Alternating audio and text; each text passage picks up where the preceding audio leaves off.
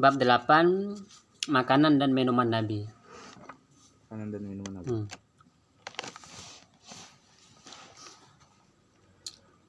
Pasal 45, kehidupan Nabi.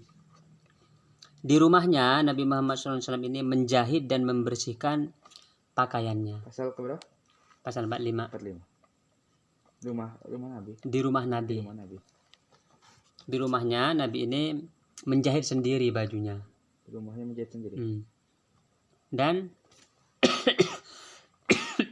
membersihkan bajunya. Ini air. Kamu bawa diri ini ya? Yang mana? Air. Ini sudah yang bawa tadi bukan? Tahu. Iya.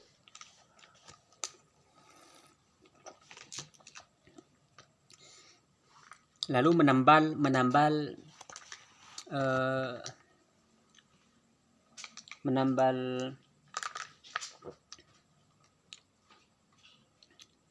sendal. Menambal sendal. Di apa namanya? Di rumahnya. Dijahit maksudnya. Iya, ditambal, bukan dijahit, ditambal. Kalau ada yang bolong-bolong berarti. Dan memerah susu sapi sendiri. Ini Nabi loh. Memerah sendiri. Banyak sapinya. Sapi Nabi banyak. Sendiri kan? Dan menyapu rumah. Menyapu sendiri rumahnya. Kamu paham nggak ini? Nabi. Kamu kemarin saya jelaskan urutan Nabi itu yang paling tinggi. Orang biasa, orang soleh, orang wali. Orang wali, terus orang wali bertingkat-tingkat nih sampai yang paling tinggi. Wali kutub, wali. Yang di atasnya Nabi. Nabi 1200, terus naik lagi. Nabi Rasul. Ini Rasul nih, apa ya? Misalnya 313 ini naik lagi. Rasul yang paling tinggi ulul azmi. Nabi yang paling atas. Walaupun Nabi di atas paling tinggi ini, karena memang Nabi itu tawaduknya tinggi, perhatikan yang dia perbuat. Menjahit dan membersihkan baju sendiri, menambal, memerah susu sapi, menyapu, memotong daging. Potong daging juga sendiri. Membantu pelayan. Pelayannya yang dibantu. Sayyidina Anas radhiyallahu anhu. Tahu Sayyidina Anas bin Malik. Ya. Selama berpuluh tahun bersama Nabi, Sayyidina itu berkata, saya sebagai pelayan Nabi, saya lebih sering dilayani oleh Nabi daripada saya melayani Nabi Muhammad. Berarti Anas bin Malik itu pelayan Nabi itu. Pelayannya Nabi. Tapi dia sebagai pelayan Nabi lebih banyak dilayani Nabi daripada melayani Nabi. Itu bayangkan akhlaknya Nabi. Kamu punya pembantu misalnya. Berani nggak kamu bantu pembantunya? Ya begitu. Itu akhlaknya Nabi Muhammad SAW begitu. Pembantunya bantuin apa kalau Nabi Muhammad itu? Banyak yang dia bantuin. Lalu menambal gamisnya yang bolong-bolong ditambal sendiri. Ini perbuatan Nabi nih. Memberi minum dan mengikat untanya. Yang beri minum untanya beliau sendiri. Yang mengikat untanya Nabi sendiri. Membawa barang dari pasar. Nabi ke pasar sendiri juga. Bawa barangnya sendiri. Itu bayangkan ya. Pasal 46, roti Nabi. Rotinya Nabi Muhammad SAW dibuat dari jawawud. Kamu tahu jawawud? Tahu. Kadang dibuat dari gandum. Jawawud apa itu? Jawawud itu saya juga kalau gak ada gambarnya. Cuman bukan beras. Nabi Muhammad tidak pernah makan roti yang lembut. Rotinya yang keras. Sampai kalau Nabi makan roti ini sampai tersangkut di sini ya, saking kasarnya. Kenapa keras-keras makan ini? Kenapa? Kok bisa keras-keras makan? Karena Nabi dengan dunia kan kemarin ada saya jelaskan hubungan manusia dengan dunia. Ada yang melihat dunia seperti madu, manis rasanya. Ada yang melihat dunia ini seperti tanah. Jadi emas dan tanah baginya sama. Ada yang melihat dunia ini seperti kotoran, dia hindari. Ada yang melihat dunia itu sebagai hewan buas. Dia lari. Kan ada kemarin. Sampai sekarang yang saya hidupkan, dia lihat uang. Siapa namanya lupa kemarin, saya tuh sudah tahu namanya. Apa Ahmad apa? Kalau lihat uang pingsan. Ya itu ya. Ada sampai hebat. Pasal 47 meja makan Nabi. Meja makan. Oh, ada meja makan juga. Ada meja. Nabi ini tidak pernah makan di tempat yang tinggi. Ini kan ada meja makan. Jadi kalau Nabi makan di lantai bawah, maunya di bawah. Nah ini. Tidak pernah makan yang ada wadah-wadah kecilnya itu yang berisi makanan dikit seperti acar, salad untuk buat enak makanan. Jadi Nabi dan makanan Nabi dengan wadah yang bulat yang dibuat dari kulit atau dari kain. Wadahnya. Jadi wadahnya Nabi itu dari kulit atau dari kain, ditaruh di bawah. Nabi kalau makan di situ. Gitu enggak? Di apa namanya itu? Lantai. Di lantai. Jadi meja makannya maksudnya di situ, meja makannya Nabi. Nggak ada kursinya gitu. Nah, nggak ada kursinya, nggak ada mejanya, langsung di lantai. Oh, apa? Lesehan. Ya? Lesehan. Tapi lesehan, kalau sekarang kan lesehan masih ada tuh. Kita harus naik kan. Nabi itu lesehan di situ. Langsung di bawahnya.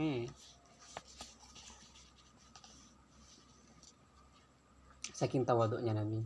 Nah, gaib yang perlu kamu pelajari ini. Cara tawaduk, cara menghilangkan sombong, hati ini. Nanti kalau kamu sombong gak ada, kamu tawaduk, kamu melihat orang itu semuanya baik semuanya. Yang jelek cuman kamu sendiri. Seluruh manusia itu semuanya adalah orang wali. Orang yang jahat cuman saya sendiri. Kamu punya pandangan seperti itu ketika hidup, itu benar kamu sudah belajar. Kalau orang belajar lalu menghukum orang, kamu syirik, kamu bid'ah. Dia belajar nggak tahu belajar Islam gimana. Makanya Nabi itu ada nanti di zaman akhir, orang itu belajar Islam hanya nggak sampai kerongkongan. Dia kabur dari Islam seperti busur ini kabur dari anak panah ini kabur dari busurnya. Karena dia suka kamu bid'ah, kamu ini. Kalau tasawuf belajarnya begini. Seluruh manusia itu baik. Yang jahat hanya saya. Jadi dia fokus untuk membersihkan dirinya sendiri. Dia istighfar terus. Yang dicari itu kesalahan dia sendiri.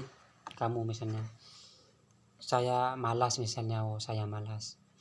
Saya belajar, pokoknya dia mencari kesalahan dirinya sendiri dan mengaku di hadapan Allah, ya Allah, saya adalah aib misalnya. Aib saya begini, saya mohon ampun. Sampai kalau nggak ada aib, dia nangis.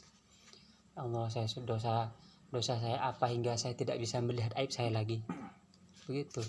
Ya kalau kayak gitu tuh, kalau ketemu orang salah, cara dakwanya gimana tuh maksudnya? Apa? Kalau orang seperti ini gak usah ngomong. Hidayah masuk sendiri ke orang. Kalau mau dakwah gitu maksudnya, kan tasawuf kan belajarnya kayak gitu. Kamu Nabi orang itu banyak yang Islam masuk ke Indonesia ini pakai apa?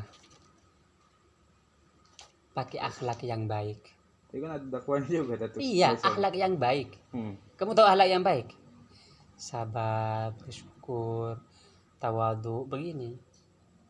Tidak ada yang bawa Islam ke Indonesia itu pakai ngancam-ngancam, enggak mau. Mereka sudah Islam, Hindu Buddha itu sudah mengakar.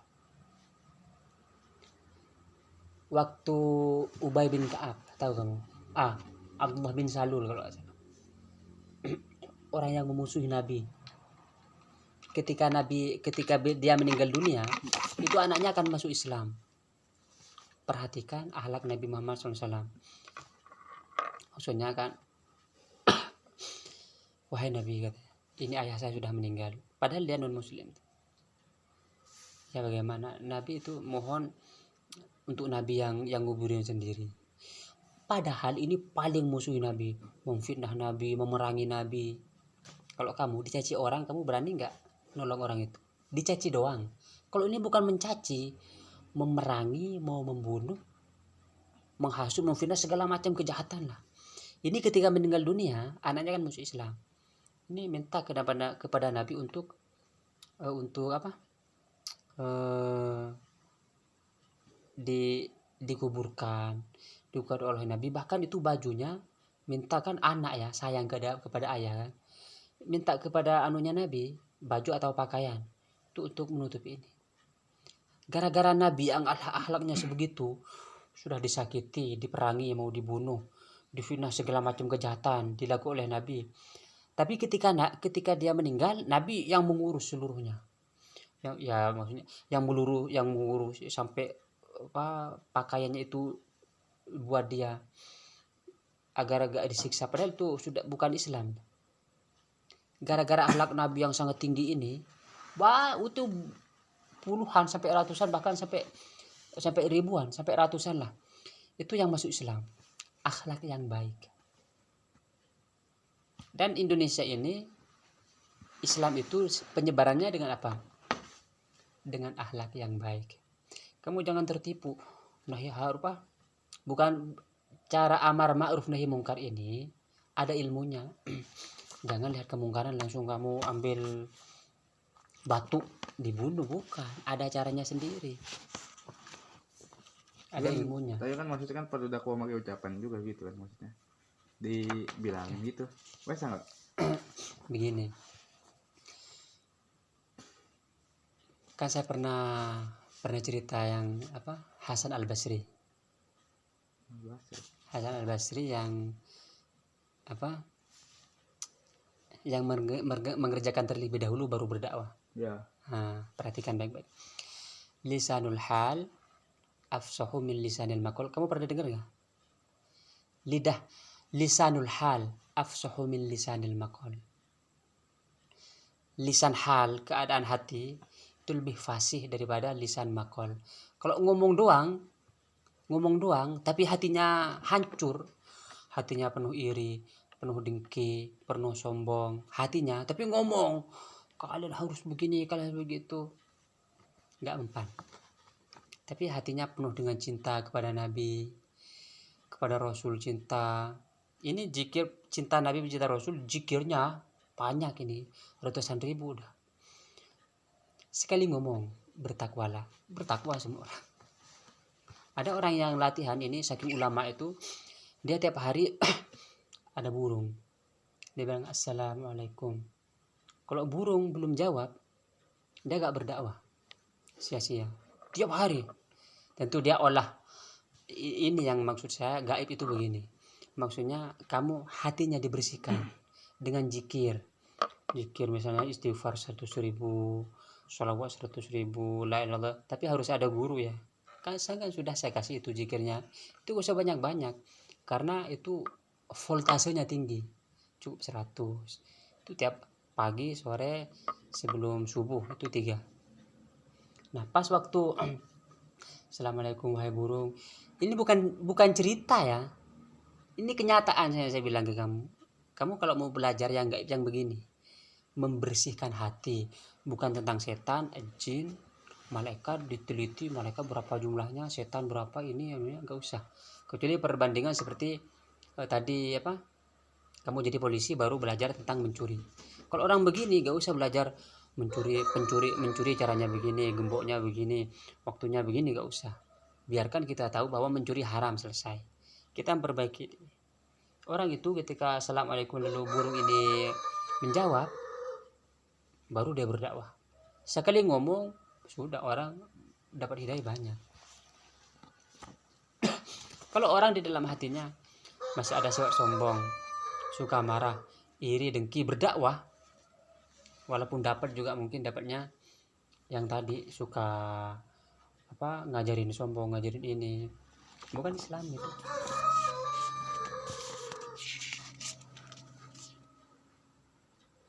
Pasal ke agak banyak juga nih.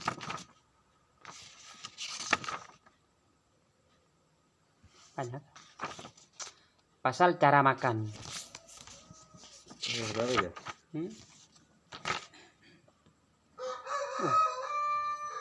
Cara makan pasal 48. Nabi Muhammad SAW makan dengan 3 jari.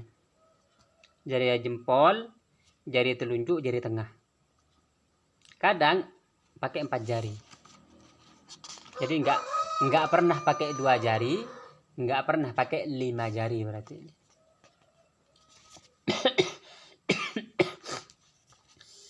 Setelah makan, Nabi menjilati jarinya sampai merah, dijilat. Lalu mengusap jari itu. Kadang setelah makan, Nabi itu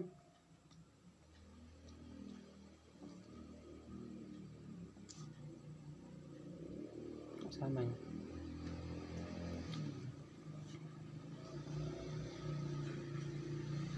Ketika makan, Nabi ini duduk dengan bersimpuh. Yang bersimpuh. Lanjut besok malam ya. Cara makan Nabi kita ulangi 48.